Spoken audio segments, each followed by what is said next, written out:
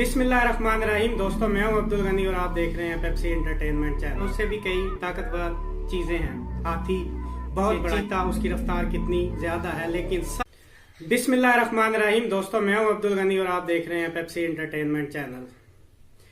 दोस्तों, आपने देखा होगा कि हर बंदा जो है वो शेर की तरह बनना चाहता है, बहादुर।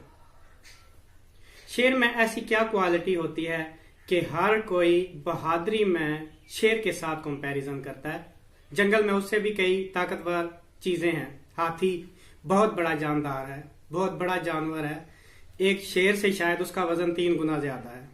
बंदर बहुत फुर्तीला जानदार है, वो फौरन दरख्त पर चढ़ जाता है। इसी तरह लोमड़ी, इसी तरह आप देखें चीता, उसकी रफ्तार कितनी ज्यादा है, लेकिन सब ही जो है अपने आप को या बहादुर बंदों को शेर के साथ कंपेयर करना पसंद करते हैं।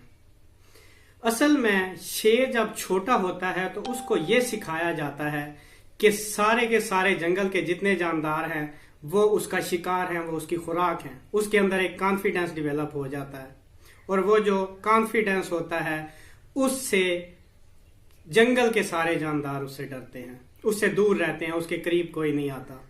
इसी तरह आप देखें कि एक अकेला शेर जो है वो हजारों के हिरणों के झुरमुट में हमला करता है, सारे डर के भाग जाते हैं। क्या वो सारे कलेक्टिव होके शेर पर हमला करें तो क्या उसे मार नहीं सकते? लेकिन वो डर जो उनके यहाँ बैठा हुआ है, शुरू से उस हिरन के वालिदैन ने उसे ये सिखाया है कि आप जो है शेर की खुराक हो। जैसे ही शेर सामने आता है उनका यहाँ वाला डर उन सबको भागने पर मजबूर कर देता है और एक अकेला शेर इतने बड़े झुरमुट में से अपना शिकार पकड़कर ले जाता है। तो शेर की बहादुरी यहाँ छुपी है और हिरन का खौफ यहाँ छुपा है, जिसकी वजह से हर कोई शेर के साथ, शेर की बहादुरी के साथ मिलना चाहता है। कोई भी हिरन जैसा नहीं बनना चाहता। अगर आपने ऐसी ही बहादुरी सीखनी है तो आपको यहाँ से डर को खत्म करना पड़ेगा।